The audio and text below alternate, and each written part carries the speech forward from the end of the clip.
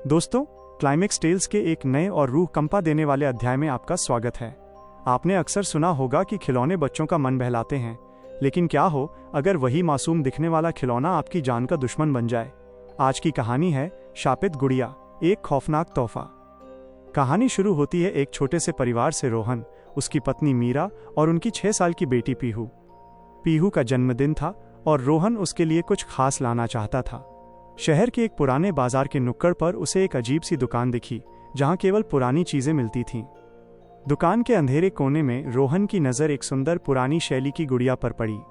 गुड़िया ने रेशमी फ्रॉक पहनी थी, उसकी आंखें नीली कांच की थीं और उसके होठों पर एक बहुत ही रहस्यमयी मुस्कान थी। दुकानदार ने गुड़िया देते वक्त दबी आवाज में कहा, साहब, इसे हमेशा खुश रखना, वरना ये नाराज हो गई तो बहुत भारी पड़ेगा। रोहन ने इसे मजाक समझा और गुड़िया लेकर घर आ गया। पीहू उस गुड़िया को देखते ही झूम उठी। उसने उसका नाम रखा लिली।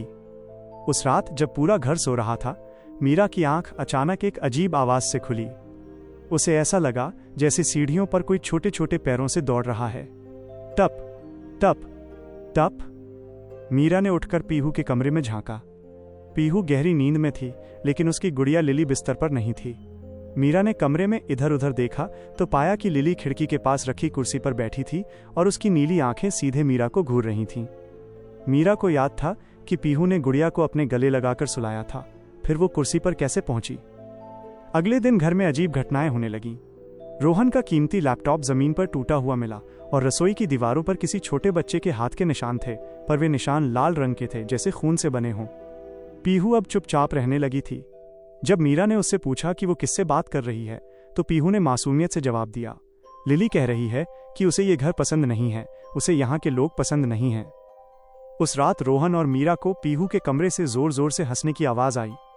वे दौड़कर वहां पहुंचे तो देखा कि पीहू फर्श पर बेसुध पड़ी थी और गुड़िया उसके ऊपर खड़ी थी।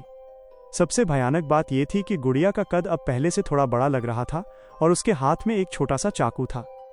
जैसे ही रोहन आगे बढ़ा, कमरे की बत्तियां अपने आप जलने बुझने लगीं। गुड़िया का सिर 360 डिग्री घूम गया और उसने एक ऐसी आवाज में बात की जो किसी इंसान की नहीं थी, खेल तो अभी शुरू हुआ है। रोहन जैसे ही लिली की तरफ झपटा, एक अदृश्य ताकत ने उसे दीवार की तरफ दे मारा। कमरे का दरवाजा अपने आप बंद हो गया और अंदर का तापमान अचानक बर्फ जैसा ठंडा हो गया।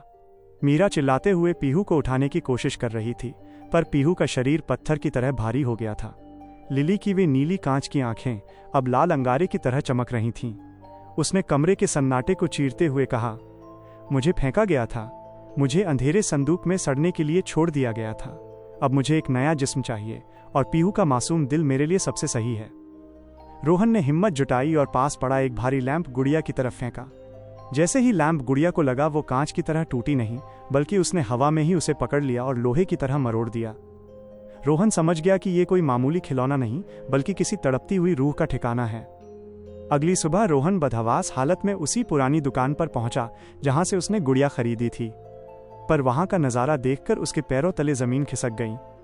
वह दुकान वहां थी ही नहीं, वहां बस एक पुराना जला हुआ खंडहर था। पास के एक चाय वाले ने बताया, साहब, यहाँ की दुकान तो 20 साल पहले एक भीषण आग में जल गई थी। कहते हैं दुकानदार की बेटी अपनी पसंदीदा गुड़िया के साथ उसी आग में जिंदा जल गई थी, क्योंकि वो अपनी गुड़िया को अकेला छोड़ना नहीं चाहती थी। रोहन का माथा ठनका। इसका मतलब था कि उस दुकानदार की बेटी की रूह अब भी उस गुड़िया में कैद है और वो अपनी अधूरी जिंदगी को पूरा करने के लिए किसी और का शरीर छीनना चाहती है। रोहन घर भागा, पर जब वो पहुंचा तो घर का नजारा भयावह था। घर के शीशे टूटे हुए थे और दीवारों पर लिखा था, शी इज माइन, वो मेरी है। पीहू अपने कमरे में नहीं थी। मीरा छत पर खड़ी थी, मानो किसी के वश में हो। वो छत के किनारे की तरफ बढ़ रही थी और उसके पीछे पीछे वही गुड़िया लिली चल रही थी। मीरा, रुको, रोहन चिल्लाया। लिली ने मुड़कर देखा और एक डरावनी हंसी हंसी। अगर तुम अपनी पत्नी को बचाना चाहते हो तो पीहू को मुझे सौंप दो, उसका शरीर अब मेरा घर बनेगा। तभी रोहन को याद आया कि दुकानदार ने कहा था, इसे हमेशा खुश रखना। उसे एहसास हुआ कि ये रूह सिर्फ नफरत और अकेलेपन की भूखी है।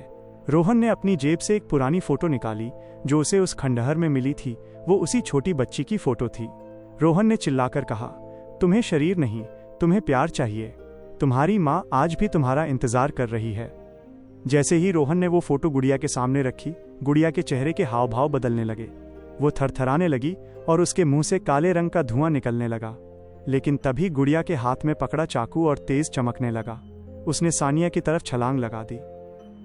जैसे ही रोहन ने वो तस्वीर गुड़िया के सामने की, कमरे में एक चीख गूंजी। वो चीख लिली की नहीं थी, बल्कि उस नन्ही बच्ची की रूह की थी जो उस गुड़िया के भीतर कैद थी। गुड़िया के हाथ से चाकू छूटकर गिर गया। हवा का दबाव इतना बढ़ गया कि घर की खिड़कियों के कांच चकनाचूर हो गए। तुम्हारी माँ ने तुम्हें कभी नहीं छोड़ा, रोहन चिल्लाया। वो आग तुम्हें मारने के लिए नहीं, बल्कि तुम्हें बचाने के लिए थी।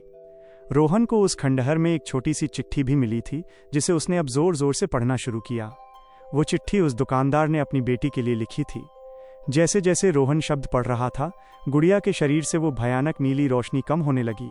मीरा, जो छत के किनारे पर थी, अचानक होश में आई और पीछे की तरफ गिर गई। वह सुरक्षित थी, लेकिन शैतान इतनी आसानी से हार नहीं मानता। गुड़िया के अंदर की रूह तो शांत हो रही थी, पर उस काले जादू की ताकत ने अब एक विकराल रूप ले लिया। गुड़िया का आकार अचानक बढ़कर एक वयस्क इंसान जितना हो गया।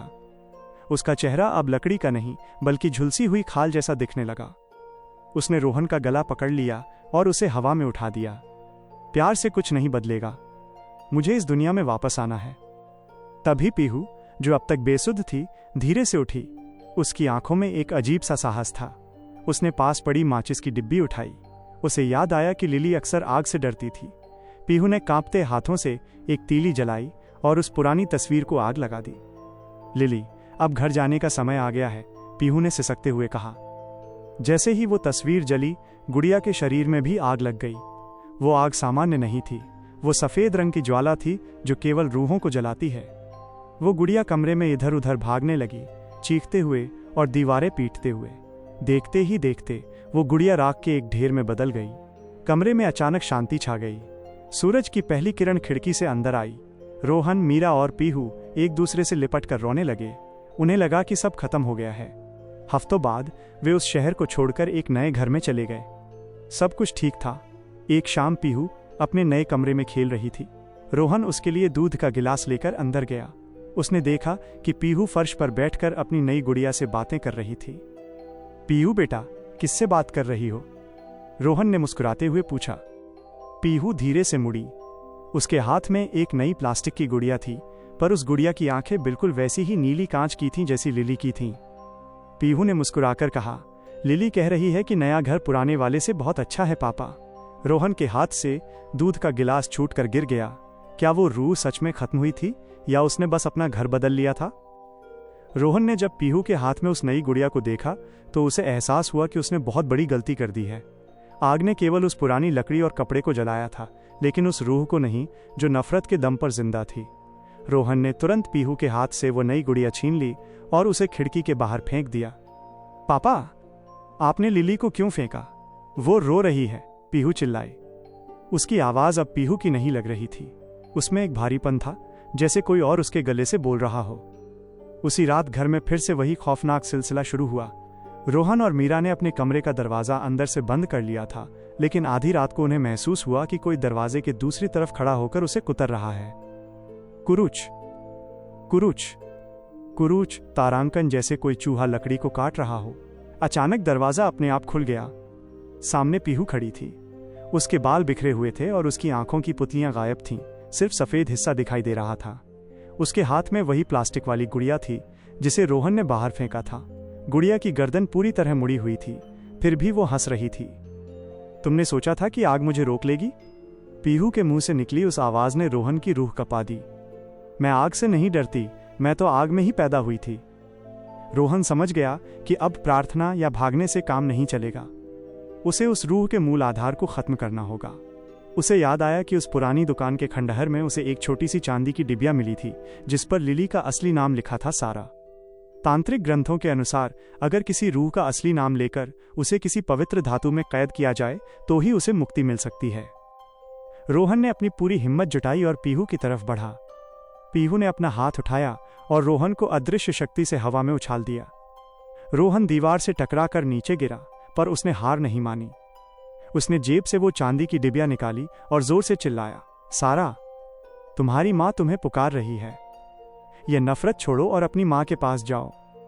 जैसे ही रोहन ने सारा नाम लिया, पीहू का शरीर कांपने लगा। घर के सारे शीशे एक साथ टूट गए। रोहन ने डिबिया खोली और मंत्र पढ़ना शुरू किया। कमरे के अंदर एक तेज बवंडर उठा। वो प्लास्टिक की गुड़िया पीहू के हाथ से छूटकर हवा में तैरने लगी और धीरे धीरे पिघलने लगी। नहीं, मैं वापस नहीं जाऊंगी, वह रूह चिल्लाई। पर नाम की ताकत बहुत बड़ी थी। उस काली छाया को पीहू के शरीर से बाहर निकलना ही पड़ा। एक काला धुआं पीहू के मुंह से निकला और उस चांदी की डिबिया के अंदर खिंचता चला गया। रोहन ने तुरंत डिबिया का ढक्कन बंद कर दिया और उस पर पवित्र धागा बांध दिया। पीहू जमीन पर गिर पड़ी, बेसुध पर सुरक्षित। घर में फिर से वही सन्नाटा छा गया, लेकिन इस बार ये सन्नाटा सुकून देने वाला था। अगली सुबह रोहन उस डिबिया को लेकर शहर की सबसे पुरानी और पवित्र नदी के पास पहुंचा। उसने उस डिबिया को गहरे पानी में विसर्जित कर दिया, जहां कोई उसे कभी दोबारा न ढूंढ सके। महीनों बीत गए। पीहू अब पूरी तरह ठीक है। वो खेलती है, हंसती है और अब उसे गुड़ियों से डर लगता है। रोहन और मीरा ने तय किया कि वे अब कभी कोई पुरानी चीज घर में नहीं लाएंगे। पर क्या आप जानते हैं, कल रात जब रोहन गैराज में सफाई कर रहा था तो उसे एक पुराने संदूक के नीचे से फिर वही टप टप की आवाज सुनाई दी।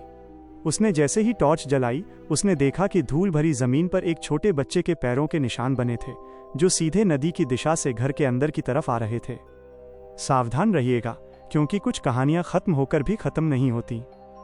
दोस्तों, क्लाइमैक्स टेल्स की ये शापित गुड़िया सीरीज यहां समाप्त होती है।